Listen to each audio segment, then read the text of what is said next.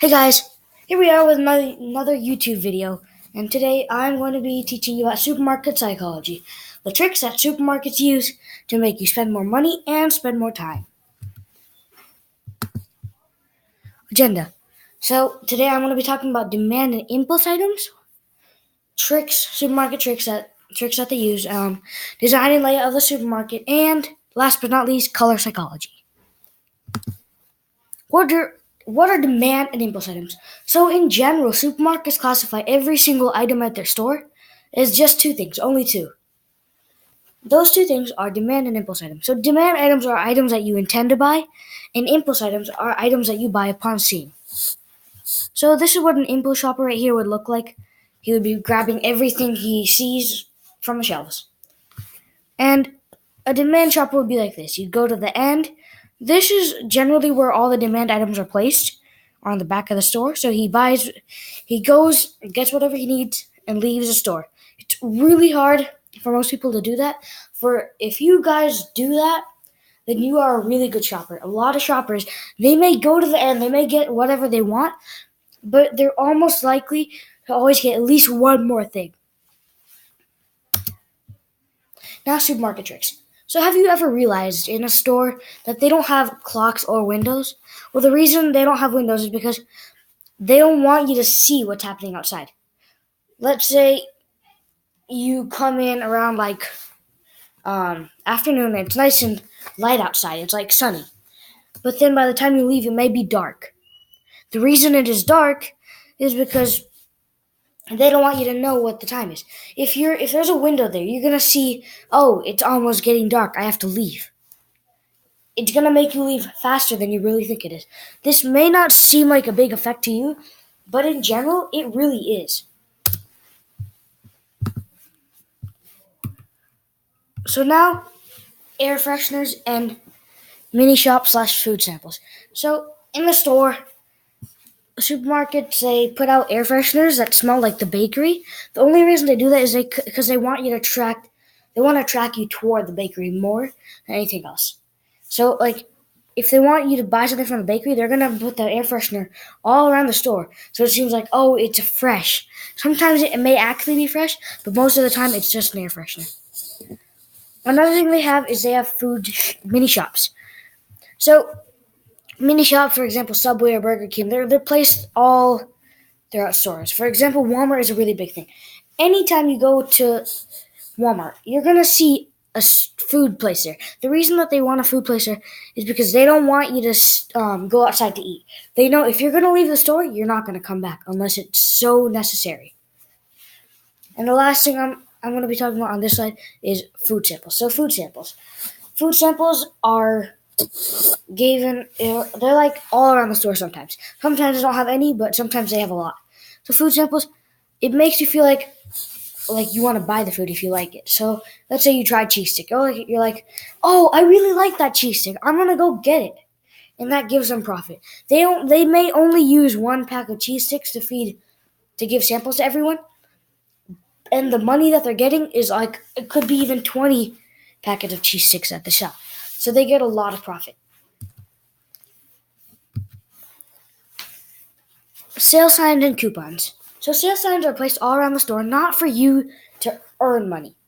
They're more placed just so that the supermarkets earn money. So if you think about it, a sale sign saying buy two, get one free is literally saying spend double the amount of money you wanted to, and we'll give you an extra. So let's say you wanted to buy one chair, and it costs $100, but it says buy two, get one free. So you're going to spend $200, but get 3 chairs. Do you really need 3 chairs? Sometimes yes, sometimes no. But did you really spend money? But did you spend the money you wanted to? No, you spent double the money you wanted to. Now coupons. So coupons are given to you. They're sometimes mailed to you or even put on your driveway. Now why coupons are there are because they don't actually help you much, and they don't help the store at all. They just want you to come into the store. Scientists have researched and proven that every minute spent in the store is $2 extra.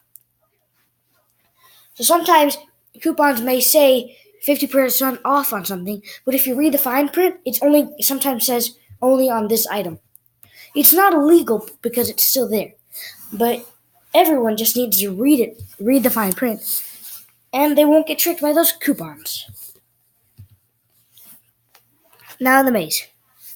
So the supermarket design is just almost like a maze. Everything they have there is just a maze. From the beginning, from the entrance to the exit. For example, this could be the entrance of the supermarket and the exit. Sometimes some stores, they don't even allow you to enter and immediately exit. They have to make you go all around the store, then you can exit. And now larger carts. So larger carts are put in stores just because your brain has a sensation that where if it sees a space that's empty, it wants to fill it up. You may buy a bag of carrots, but your cart is really empty. There's just a bag of carrots in it. A 10 lb bag of carrots. But you want to fill it up because that's what your brain says. So you go and you buy other stuff to go fill up your cart. Then your brain's satisfied, so you go to the checkout. And sometimes at the checkout, you may even buy another candy or whatever they have there, charger, chapstick, something like that. Now I'm going to talk about cross-merchandising and price changes. So cross-merchandising is used to place products that go together in the same aisle. For example, you can take marshmallows. Marshmallows requires chocolate. S'mores requires marshmallows, chocolate, and graham crackers. So if you go to the store to buy marshmallows and you go into the aisle next to marshmallows, you're more likely to see chocolate and graham crackers instead of cereal and milk. That's where cross-merchandising is used. And sometimes by next to cereal, you could even see dry milk, like dry milk packets, because they know that milk and cereal, a lot of people eat it like that. So that's another way of cross-merchandising. So s'mores is a really big thing in cross-merchandising. Last but not least, we have price changes. So price changes are very important because stores sometimes trick you. For example, if there was an item for $10, for a few days they're going to increase it to $30. And then later they're going to say it's $15. So they're going to say it's 50% off. They could say it's 50% off, or they could say the old price was $30 and now it's $15. But from the original price, which was $10, and to the current price, they're actually earning a $5 profit. From 10 to 30 to 15. 15 may be the one that they stick at, but from the original to now, they're still earning $5 extra.